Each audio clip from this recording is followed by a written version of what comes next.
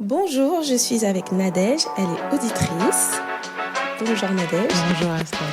Pourrais-tu nous exposer ton parcours et nous dire qui es-tu ? Alors, pour faire très simple, donc moi je suis Nadège Capolo, donc je vais avoir 35 ans très très bientôt, c'est bientôt mon anniversaire d'ailleurs. Donc je suis auditeur financier de profession et j'ai une petite activité de wedding planner que je développe en plus de mon métier d'auditeur financier. Ok. Quel a été ton parcours académique et professionnel pour arriver à être auditeur financier ? Alors, c'est très intéressant comme question parce que, en fait, initialement, j'étais pas du tout. Je ne partais pas vers le métier d'auditeur. Oui. En fait, je partais pas vers le métier d'auditeur. Moi, j'ai fait une formation de comptable pure, vraiment BTS comptabilité. Et ce n'est que une fois, juste après mon BTS, en fait, en voulant aller travailler, qu'en arrivant sur en entreprise, que je me suis rendu compte que le fait d'avoir un niveau bac+2, ça me limitait. Oui. Ça me limitait dans les perspectives d'évolution. Et sachant que je suis quelqu'un d'ambitieuse, donc je me suis posé la question de savoir pourquoi, qu'est-ce que j'aurais pu faire en fait pour évoluer, parce que j'étais à un poste d'assistante comptable et c'était très bien, mais ça me convenait plus. Okay. J'avais besoin d'évolution, de faire plus. Et donc j'ai cherché à reprendre mes études. Et en fait, en voulant reprendre mes études, j'ai eu une offre de la part de KPMG, l'entreprise, le cabinet où je suis actuellement. Et en fait, ce qui était intéressant dans leur offre, c'est que en fait, c'est arrivé à une période où ils ont donné de l'opportunité à des personnes qui avaient, comme moi, un profil un peu bac+2, bac+3, pouvoir intégrer leur programme en tant qu'assistant technique. C'est comme ça qu'ils nous appelaient. Donc, les assistants techniques ne sont pas encore auditeurs, c'est des assistants. Et du coup, j'ai intégré ce programme-là, vraiment... alors, je dirais pas par hasard, parce que... en étant dans les entreprises en tant que comptable, on a vu, en fait, je voyais les équipes d'auditeurs. D'accord. Et en fait, quand je les voyais, je me disais, ah ouais, en fait, ils arrivent et tout, le costard, toujours tiré à 4 épingles. Enfin, ça fait vraiment l'équipe pro. Voilà, ça donne du style. Et moi, je me disais, ah bah c'est super et tout. Vraiment, ça a l'air très intéressant ce qu'ils font. Mais bon, je me pas dit que j'aurais pu arriver là. Et vraiment, quand j'ai reçu cette opportunité de chez KPMG, mais je t'assure, Estelle, vraiment jusqu'au bout, jusqu'au moment, même le jour où je signais mon contrat, je me disais, mais c'est pas possible, c'est pas possible, c'est pas possible. Et finalement, si, c'est possible. Et je suis vraiment très, très, très contente, en tout cas, de mon parcours, parce qu'il est vraiment atypique. Mais au final, je suis très contente de l'avoir fait, parce que j'ai pu, on va dire, saisir l'opportunité qui m'était donnée. Je me suis pas limitée pour me dire oui, mais voilà, parce que quand je suis rentrée en tant qu'assistante, j'avais déjà un certain âge par rapport aux autres qui rentraient en même temps que moi. Tu avais quel âge ? Alors j'avais 28. Okay. 28 ans. Et quand je suis rentrée, voilà, les assistants techniques qui ont fait bac+2, bac+3, ils ont 20 ans, 22 ans, 23 ans. Enfin, ils étaient très jeunes. Mais j'avais pas le... Moi, j'étais concentrée sur là où je devais arriver. Okay. Donc, ça m'a pas été un frein pour moi. Oui. Donc, aujourd'hui, je suis très contente d'avoir fait ce parcours. Donc, aujourd'hui, là, je suis à un poste d'auditeur financier. Donc, là, je suis en passe pour être chef de mission. Et donc, vraiment, je suis contente. Je suis fière de moi. Je suis fière d'avoir saisi cette opportunité et qui est toujours bénéfique pour moi encore aujourd'hui. Et donc, du coup, tu as fait une licence et un master. Oui. En finance ? Alors oui, effectivement, parce qu'en fait, quand j'ai repris, donc après mon BTS, quand je suis rentrée chez KPMG, ils proposaient justement aux personnes qui intégraient le programme de pouvoir faire une sorte d'alternance en fait, avec KPMG. Donc c'est eux qui ont financé, qui nous ont proposé en tout cas le parcours, l'école. Donc en fait, c'était vraiment comme une alternance. On avait vraiment... une plage de temps dédié pour aller à l'école. Donc, j'ai pu faire effectivement le bachelor et ensuite le master. Ok. Durant ton parcours, Est-ce que tu as été soutenue par des membres de ta famille ou des amis? Oui, beaucoup, parce que, et comme je le disais tantôt, comme j'ai arrêté mes études après le BTS, c'était un challenge, du coup, de revenir sur les bancs de l'école pour continuer. Et c'est très important, je pense, de se sentir soutenu, de se sentir encouragé. Ça donne de la force pour pouvoir continuer et pour pouvoir vraiment se battre pour aller jusqu'au bout et surtout pour tenir. Pour la petite histoire, moi, je suis maman. Oui.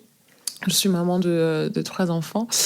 Et en fait, il se trouve que à chaque fois que j'ai pu avoir un diplôme, j'ai eu un bébé. Okay. Donc en fait, au final, c'était drôle parce qu'à chaque fois que j'ai dû justement être challengée par tout ce qui est diplôme, par tout ce qui est examen, j'avais un bébé à côté. Ou alors j'étais enceinte. Et donc c'était un challenge supplémentaire. Oui, ce sont des défis. C'est ça, c'était un défi supplémentaire. Mais grâce à Dieu, j'ai pu aller jusqu'au bout. J'ai pas lâché, j'ai bataillé. Et vraiment, je tiens à remercier ma famille pour leur encouragement. Et surtout mon mari qui est à côté de moi tous les jours et qui, lui, m'encourage au quotidien. Et tu as des frères et sœurs? Oui, j'ai 3 sœurs. J'ai 2 sœurs, pardon. Oula. J'ai 2 sœurs et j'ai 2 frères également. Et ils font des études aussi? Oui, alors ma petite sœur, la dernière, elle a fait des études, alors c'est de commerce, elle est ingénieure commerciale. Okay. Et celle qui me suit tout de suite, elle a fait la psychologie de l'enfance. Ok, donc ça veut dire que dans votre famille, c'est très important les études. Vos parents, ils mettent un point d'honneur à ça? Alors, je pense qu'au-delà des parents, c'est nous-mêmes. Parce qu'on a quand même cette conscience d'être, des femmes, d'être 2, noires, et d'être en France. Oui. On peut pas se permettre en fait d'avoir de se limiter. De se limiter parce qu'en fait sur ces 3 paramètres sont très importants. Oui. En France, on a la culture du diplôme plus que de l'expérience. Oui. Donc c'est important en fait d'essayer au mieux de pousser le bouchon jusqu'au bout. Oui. Je ne dis pas que si on fait pas d'études, on peut pas réussir. C'est vraiment pas du tout mon propos. Aujourd'hui, il y a des personnes qui réussissent très bien sans forcément avoir un parcours scolaire classique. Oui. Maintenant, il faut connaître aussi se connaître. Je n'ai pas de talent spécifique, malheureusement. Maintenant, je pense que voilà, c'est quand même un gage de sécurité aujourd'hui de pouvoir faire des études, notamment en France. Oui. Et en tant que femme, c'était très important aussi d'aller jusqu'au bout. Ok, très bien. J'imagine que pour toi, c'est une réussite. C'est une réussite. C'est une réussite, on peut le dire. D'être auditrice chez KPMG. Parce que c'est big quand même, KPMG. Je dirais qu'en fait, la notion de réussite pour moi, c'est de pouvoir atteindre les objectifs qu'on se fixe. Oui. Donc effectivement, moi, quand j'ai voulu reprendre mes études et que je les ai terminées, j'ai réussi. Quand j'ai pu construire ma famille, j'ai réussi. Oui. Quand j'ai voulu mettre en place une petite activité, voilà, je pense pour la passion, pour le côté un peu manuel, un peu on sort complètement des chiffres, on est sur quelque chose auquel on porte vraiment un intérêt, c'est quand même aussi une réussite. Oui. La réussite, elle ne se limite pas à tout va bien. Hein. C'est-à-dire que forcément, sur le chemin, on a pu se heurter à des difficultés, etc. Maintenant, il faut être quelqu'un qui n'a pas peur de prendre des risques pour pouvoir réussir. Sinon, ça peut être difficile. Tu as parlé de passion, donc ça veut dire que ton métier d'auditrice ne te passionne pas? Alors c'est pas... comment? Si, il y a des gens de KPMG qui m'écoutent. Alors non, c'est pas ce que je dis. Les missions sont différentes, bien évidemment. Exactement. C'est différent.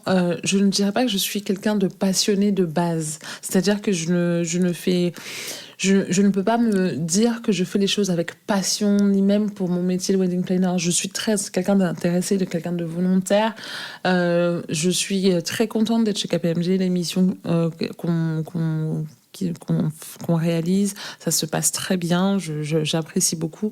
Je suis très, très, très, très heureuse lorsque des mariés, à la fin de ce projet, viennent me remercier pour l'accompagnement. C'est une satisfaction. Oui. Voilà, c'est vraiment une satisfaction. Maintenant, quand je parle de passion, c'est plus parce que je pense que ça fait un certain équilibre de faire quelque chose pour lequel on porte un peu plus d'intérêt. Je porte beaucoup plus d'intérêt forcément au wedding planner. Voilà. Si dans quelques années cela m'était possible, effectivement, je sauterais sur l'opportunité de pouvoir le faire à temps plein. Ok. Voilà.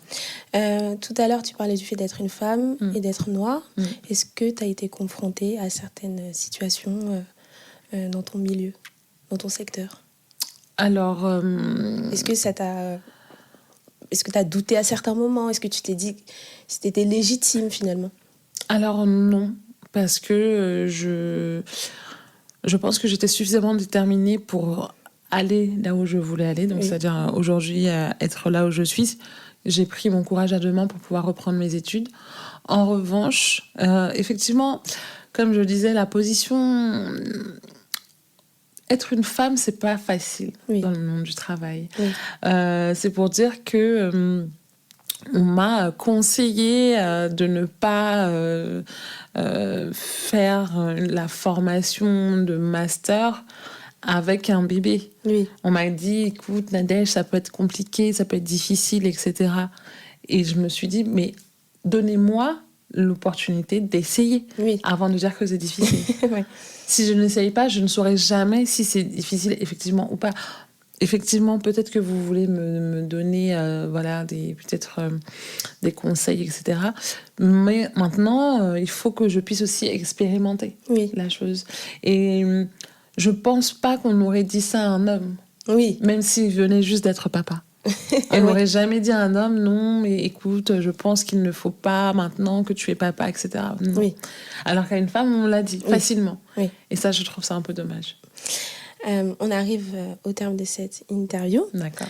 Quel conseil tu pourrais donner à une personne qui souhaiterait se lancer dans ton secteur? Je dirais qu'il faut être vraiment motivé, il ne faut pas avoir peur des défis et des challenges. C'est possible, déjà comme moi, de repartir de zéro et d'aller très loin. C'est possible d'être maman et d'avoir une vie professionnelle active. C'est possible, en fait, lorsqu'on se donne les moyens de pouvoir réunir les deux. Je pense que c'est un défi aujourd'hui encore pour les femmes et c'est bien dommage, mais on devrait vraiment donner des fois, je trouve, des couronnes à certaines femmes qui justement arrivent à pallier leur vie professionnelle et leur vie sociale en même temps. Et c'est vraiment une charge qui nous incombe en tant que femmes et je pense que c'est à saluer. Ton entreprise, elle t'a facilité un peu pendant que tu étais enceinte? Alors, je dirais quand même oui, parce que je n'ai jamais eu de remarques. Par exemple, lorsque j'ai demandé à rentrer plus tôt pour aller chercher mes enfants, on ne m'a jamais fait de remarques pour me dire oui, Nadège, tu rentres un peu plus tôt, etc. Parce que derrière aussi, je pense que c'est ma responsabilité, là, pour le coup, de montrer que je suis capable de gérer. Et donc, quand j'ai une mission à faire, je la fais jusqu'au bout, que je sois rentrée ou pas. C'est-à-dire, même si je suis rentrée plus tôt, s'il faut que je rallume mon PC et qu'il est 21h, 22h, alors je vais devoir le rallumer. C'est ça, en fait. Voilà, le revers de la médaille, c'est ça. C'est qu'effectivement, je peux rentrer plus tôt, c'est 17h, 16h, 17h, pour aller récupérer mes enfants. Mais ensuite, il faut que le travail soit fait. Et c'est ça, en fait. C'est là où on va m'attendre. C'est là où on va me dire, bon, Nadège, voilà, on a essayé de quand même te donner certaines facilités, mais il faut que le travail soit fait.